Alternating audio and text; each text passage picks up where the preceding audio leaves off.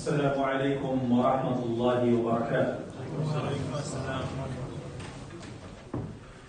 الله أكبر الله أكبر الله أكبر الله أكبر أشهد أن لا إله إلا الله أشهد أن لا إله إلا الله أشهد أن محمدا رسول الله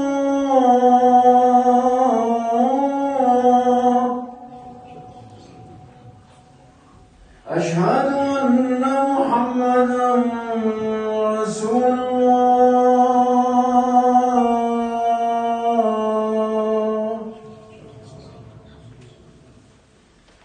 حي على الصلاة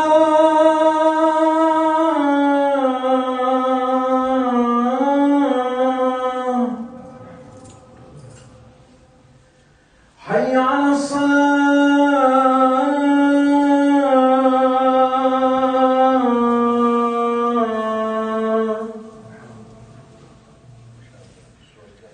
حي على الفلاح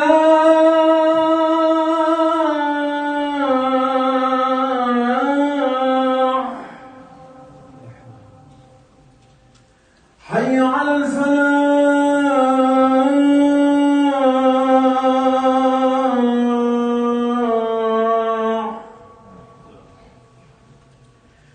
الله أكبر الله أكبر لا إله إلا الله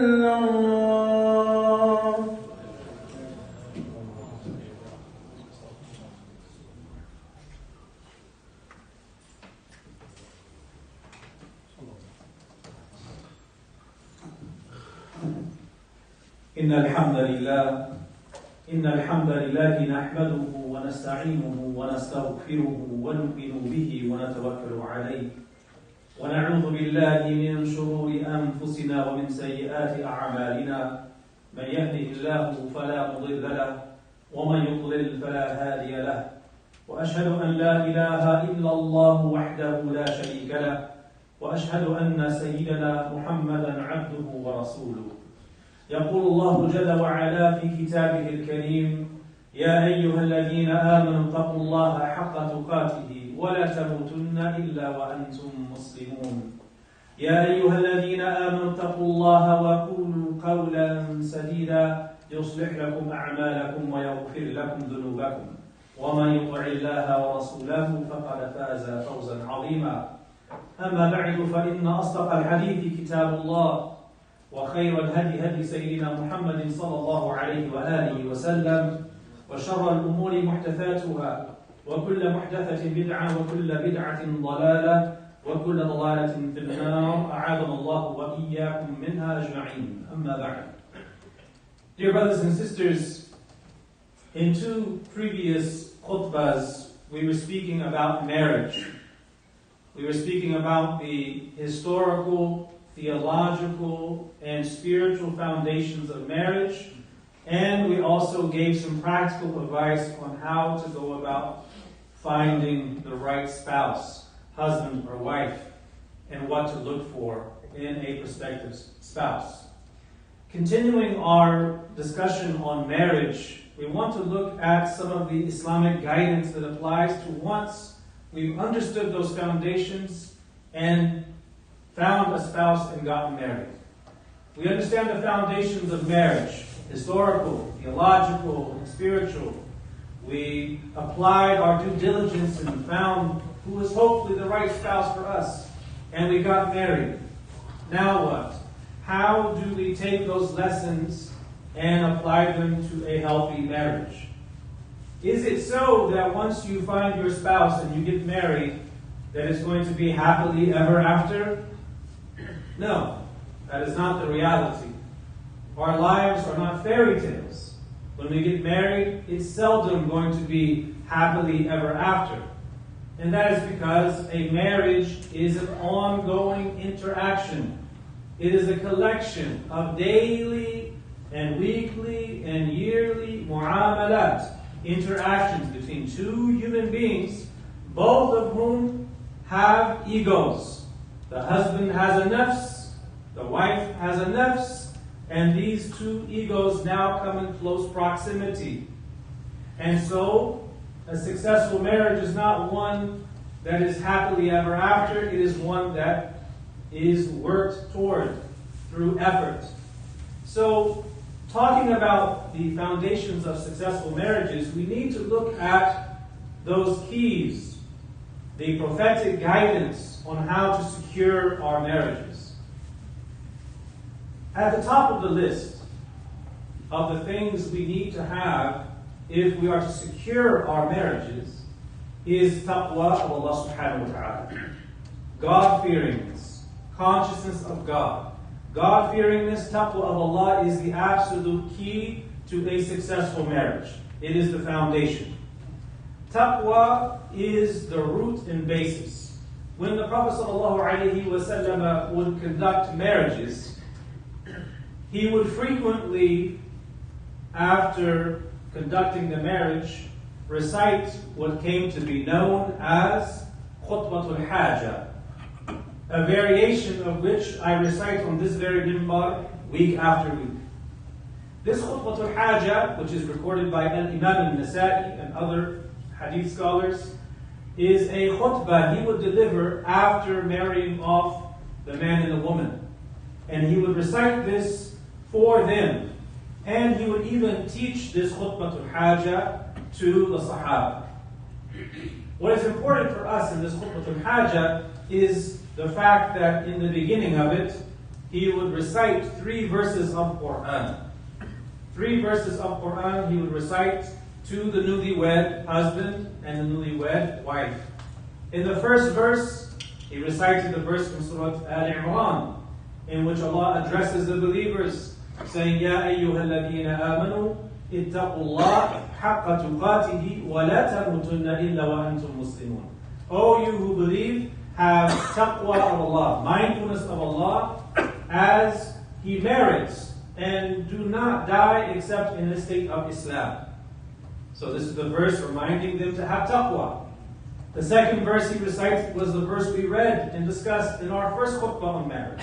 The verse from Surah An-Nisa, where Allah says, Ya ayyuhan nas, ittaqu rabbakum, alladhi khalaqakum min nafsin wahida, wa khalaqa minha zawjaha, wa batha minhuma rijalan kathiran wa nisaa, واتقوا الله الذي تساءلون به والأرحام إن الله كان عليكم رقيبا. In this verse that we reflected on in the first khutbah, Allah says, O mankind, have taqwa of your Lord. Again, the reminder to taqwa. And the last verse he recited, Ya ayyuhalladhina amanu, ittaqullah wa qulu qawlan sadida. The verse that we recite every Jumu'ah. O you who believe, have taqwa of Allah and say a word that is upright.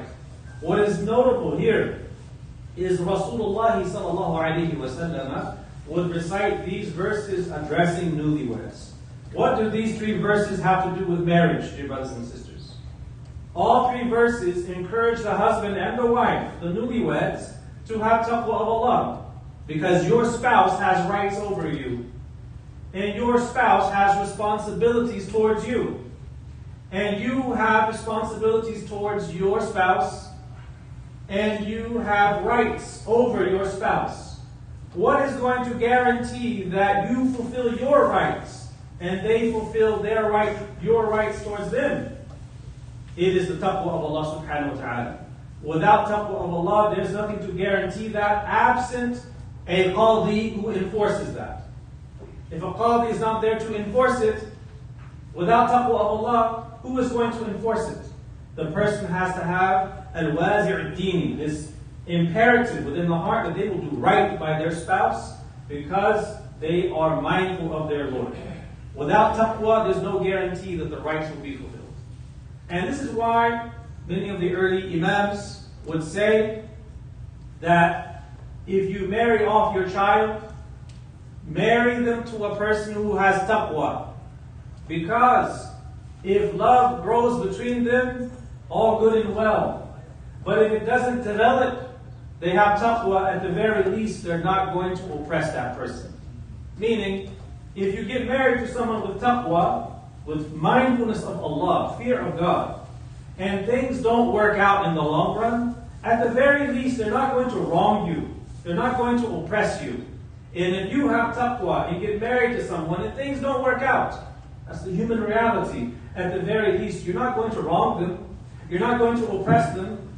You part ways in a beautiful way because you have taqwa of Allah. That is the foundation for a successful marriage. The Prophet Muhammad ﷺ said in the famous hadith, إِذَا خَطَبَ إِلَيْكُمْ مَنْ تَرْضَوْنَ دِينَهُ وَخُلُقَهُ فَزَوِّجُوهُ إِلَّا تَفْعَلُوا تَكُنْ فِتْنَةٌ فِي الْأَرْضِ وَفَسَادٌ عَرِيضٌ. In this hadith reported by Al-Imam al-Tirmidhi, the Prophet ﷺ addresses fathers, and he says that if a person comes to you seeking your daughter's hand in marriage, as we say, and you are pleased with their deen, their religious observance, their piety, and you are pleased with their character, you should marry them off. And if you do not do that, there will be fitna, there will be corruption and strife in the land, and much corruption. So our standard is taqwa and good character. But oftentimes, that is at the bottom of the list of what we want for our children when we're looking for a spouse. That is the top priority, taqwa of Allah. The basic Quranic foundation of marriage is taqwa of Allah subhanahu wa ta'ala. Which means you treat your wife right, even if you don't feel like it. You treat your husband right, even if you don't feel like it. Even if you're angry with them, you're not going to oppress them, because you have taqwa of Allah subhanahu wa ta'ala. That guarantees that even if you are upset with them, which will happen, you're not going to wrong them. You're not going to oppress them, because you are mindful of Allah subhanahu wa ta'ala. That's the foundation. Now beyond that, there's lots of other things that we can do to secure our marriages. And there's lots of advice out there. But let's look at just a few pieces of advice that are actionable for securing our marriages. After taqwa of Allah, one of the ways of securing our marriage is adab, having manners, having etiquette, having decency in conduct. Many of us, most of us, have been raised and instilled with good manners. We navigate the world around us and we observe Islamic etiquette with Muslims and non-Muslims alike. We say please and thank you. We hold doors open for people. We are pleasant in our interactions and we behave with courtesy to people in public because we've been instilled with good manners. However, it's very amazing that people who know better, who observe manners publicly with strangers, come home and throw out all of their manners out the window. They have good adab with strangers, they have good adab with people in public, but when they get home, all of that is thrown out the window.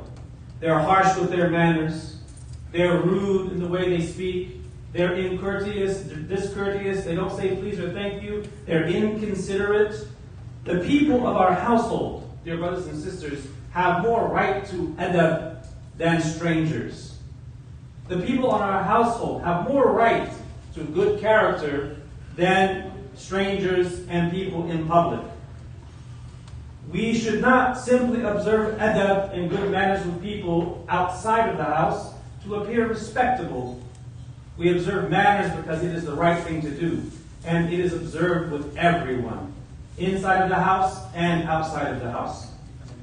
Of course, we have to be careful here, because when we talk about adab, it doesn't mean that the way we behave at home is exactly how we should behave in public. There are formalities in our adab in public life, and this is why the ulama say, Su'ul adabi ma'al ahbabi adab, meaning to show what is ostensibly bad adab, bad manners, with your beloveds is good adab, meaning the way you behave at home lacks certain formalities of adab that you would observe outside, because it is loose and relaxed. But it is based on the foundation of good character. It's relaxed and not based on a stiff formality. The point is, we don't simply observe adab with strangers, we have to observe it at home. The Messenger of Allah sallallahu alaihi wasallam spoke about this when he mentioned the best among the ummah. He said sallallahu alaihi wasallam, خيركم خيركم لأهلي وأنا خيركم لأهلي. The best of you are the best of you towards your families, and I'm the best of you towards my family. The best of you are the best towards your family. Not the best in public, but the worst in private. No, the best of you are the best of you towards your families. We can look at this hadith and observe a mafhum al-mukhalafa, a converse opposite understanding, which is that if the best of us are the best towards our families, it also means that the worst of us are the worst towards our families. أَسْوَأُكُمْ لِأَهْلِ. The worst of you are the worst towards your families, because the best of you are the best towards your families. Another way of securing our marriages after taqwa of Allah and having good adab with them is to engage in mutual reminders, to engage in nasiha. It is good to remind each other. The husband should not get upset if his wife reminds him of Allah and his duties to Allah subhanahu wa ta'ala. The wife should not get upset if the husband reminds her of her duties to Allah subhanahu wa ta'ala and gives her advice. But it has to be nasiha. Nasiha by definition means sincere advice, not self-serving advice. What is self-serving advice? It is the insincere advice. It's when you advise someone because they may do something publicly that embarrasses you, that shames you, that makes you feel out of place. And so you advise them not because you want good for them for the sake of Allah, but because you want to maintain your own reputation. That's not sincere. It has to be because you want the best for them. So one of the keys to securing our marriages is to engage in nasiha. For husbands to advise their wives for the sake of Allah. For wives to advise their husbands for the sake of Allah. To not feel anger if we are received or if we're given advice by our spouses. This is a key to securing marriages. The ulama would often say to their students, الناجي منا يأخذ بيد أخيه, that the one, let he who is saved among us take his brother by the hand on the day of judgment. Meaning, those who benefit you in this life, don't forget about them on the day of judgment. Ask Allah to bless them and increase them and deliver them into Jannah. That's the advice that ulama give to their students. Let he who is saved among us take his brother by the hand. This applies more strongly to a husband and a wife to the husband. Allah subhanahu wa ta'ala tells us in the Quran, وَتَعَاوَنُوا عَلَى الْبِرِّ وَالتَّقْوَى وَلَا تَعَاوَنُوا عَلَى الْإِثْمِ وَالْعُدْوَانِ. You, O believers, must help each other in taqwa, piety and goodness. And do not help each other in sin and transgression. If that is how we are supposed to be among ourselves, brothers and sisters, we help each other with what is good and what is conducive to taqwa, what about between a husband and a wife? Even more so, the husband should help his wife in having taqwa of Allah, and she should help him in having taqwa of Allah. This applies even more so. The Messenger of Allah sallallahu alaihi wasallam gave us a very beautiful example of this. A very touching example of how a husband helps his wife to Jannah and how a wife helps her husband to Jannah.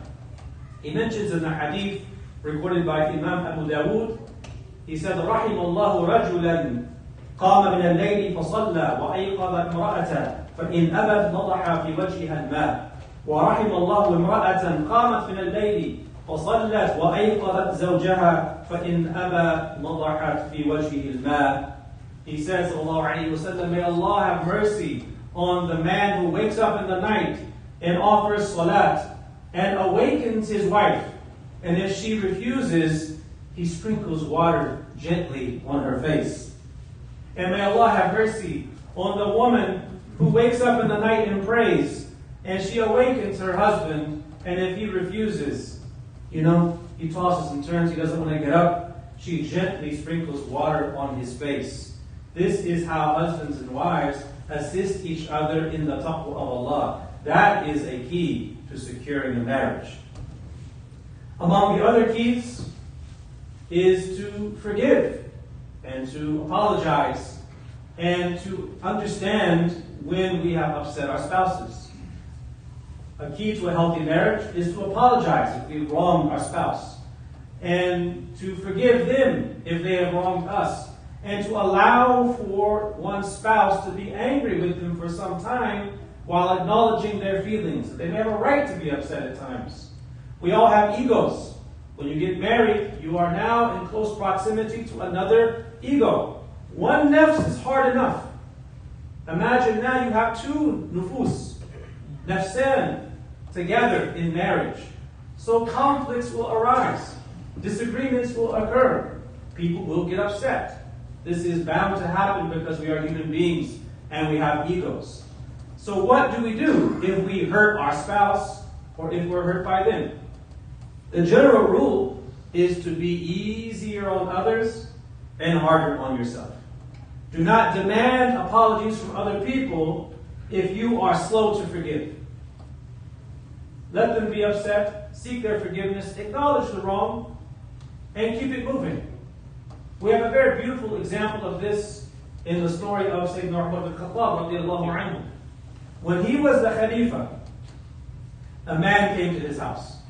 This man came to the door and knocked on the door because he had some marital issues going on. The household was not happy. So he went to Sayyidina Umar for some advice about dealing with his marriage issues. He goes and knocks on the door, but as he knocks on the door, he hears the wife of Sayyidina Umar yelling at Sayyidina Umar. At that moment, he realized, I'm not going to ask him advice, so he turns around and goes back. As he's going back, Sayyidina Umar opens the door and sees him and says, Nabika, what brings you? What do you need? The man said, nothing, ya Amir al-Mu'mineen, I'm fine. He said, no, you knocked on my door. What do you need? He said, no, I'm fine. He said, no, I ask you by Allah, tell me what you need. Why did you come? And then the man said, I came to you because I was going to complain about my wife, but when I heard your wife, I said there's no point in complaining about me. What did Umar say? What did he say? He said to this man, that's my wife. Ummu awladi, that is the mother of my children. She maintains my house. She cooks my food. Shouldn't I have patience with her if she gets upset with me? And so that man came with the intention of getting marital advice, and he got it. He realized that whatever he was going through at home is a human phenomena. And we have guidance on how to deal with this human phenomena of nufus, egos, sometimes getting upset with each other. You have to fight fire, not with fire. That only increases the fire. You fight fire with water. Every single person is going to have things that we like about them and things that bother us about them. The Prophet ﷺ told us in this context that the believer should never have animosity towards a fellow believer. If he dislikes some things, he said, he should focus on the qualities that he does like. Every person is going to have things that we don't like. They're going to do things or say things that occasionally get on our nerves. That's the human reality. So the key, among the keys to securing our marriage is, as I said, taqwa of Allah subhanahu wa ta'ala as the foundation. I will treat my wife right regardless of my feelings because I fear Allah. I will treat my husband right regardless of how I feel because I fear Allah. Because my marriage is billah wa lillah. It is by Allah and for the sake of Allah. As Allah says in Surah Al-Rum, from His ayat, He created for you, from you, spouses. So taqwa is the foundation. And then adab, good manners, not just in public, but in private. And mutual advice.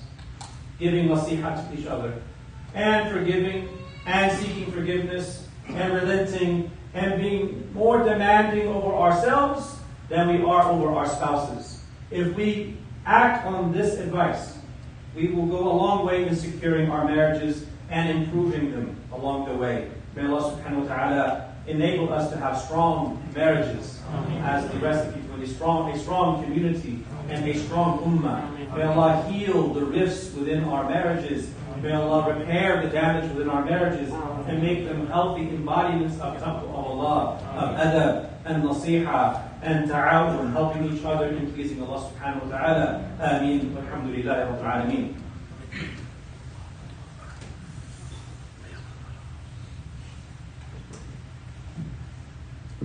الحمد لله رب العالمين وأفضل الصلاة وأتم التسليم على سيدنا محمد الصادق الأمين وعلى آله وصحبه ومن استنى بسنته إلى يوم الدين وبعد. Dear brothers and sisters, as I stated earlier, a marriage is an ongoing interaction with another human being, another ego. It's not a one-time success, it's an ongoing process. And so I congratulate all of you who are married, who have maintained your marriage, whether it's 1 year, or 5 years, or 10 years, or 20 years. I congratulate you for maintaining your marriage through its ups and downs, because it is hard work. We need to just look around us, and we see that marriages are falling apart daily. So what do we do right now to work on our marriages?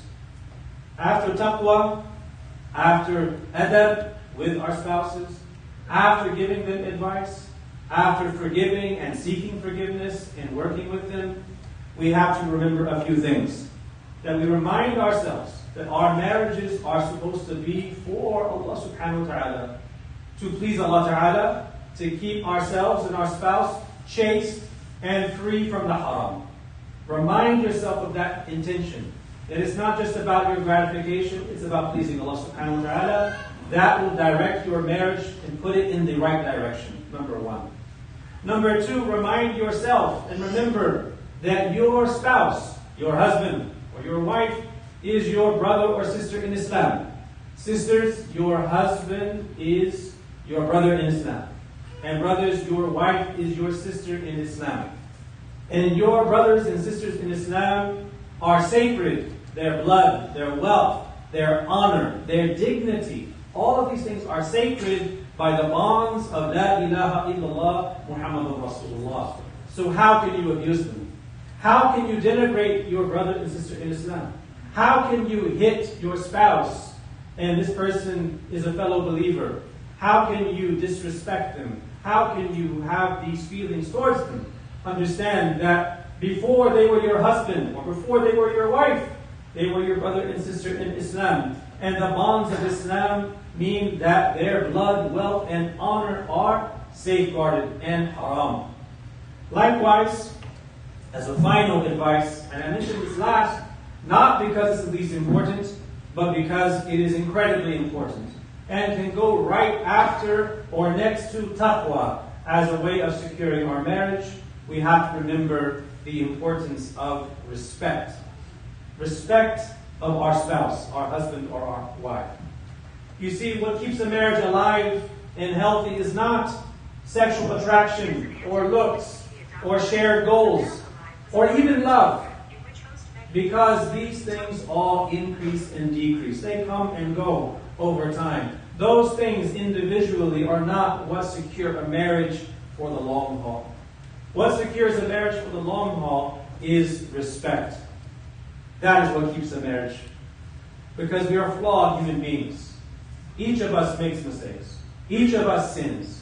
Each of us has weaknesses and strengths. And we're all struggling with our egos. And we have our ups and downs.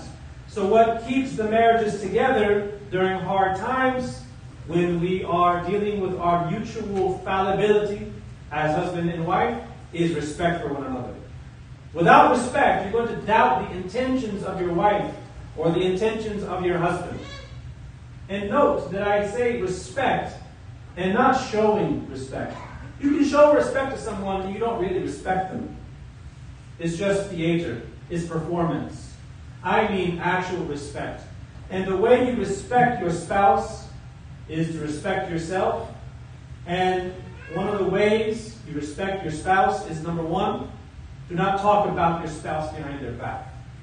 All too often people find friends and acquaintances as soundboards for whining and complaining about their spouses. They do ghiba against their wife, ghiba against their husband, backbiting their husband and wife, complaining to others about their husband or wife. That is an indication of lack of respect.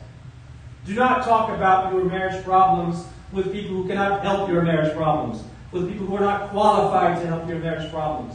Do not complain about your husband or wife to people who just like to collect gossip, who will then take that and spread it around to others, talking about your business. That is not a recipe for a successful marriage. Number two, respect that your husband or wife is going to have different hobbies, different interests, and different perspectives from you. You have to give them room for that. And lastly, you have to protect the trust at all costs. Respect goes hand in hand with trust. Trust is the lifeblood of any relationship, romantic or otherwise. And without trust, there can be no sense of intimacy and comfort. Once trust is broken, it is incredibly hard to repair it. If you respect your spouse, maintain that trust. May Allah Ta'ala enable us to maintain the trust and respect between our spouses and us. May He give us taqwa that guides our interactions with our husbands and wives. May He give us adab with our spouses.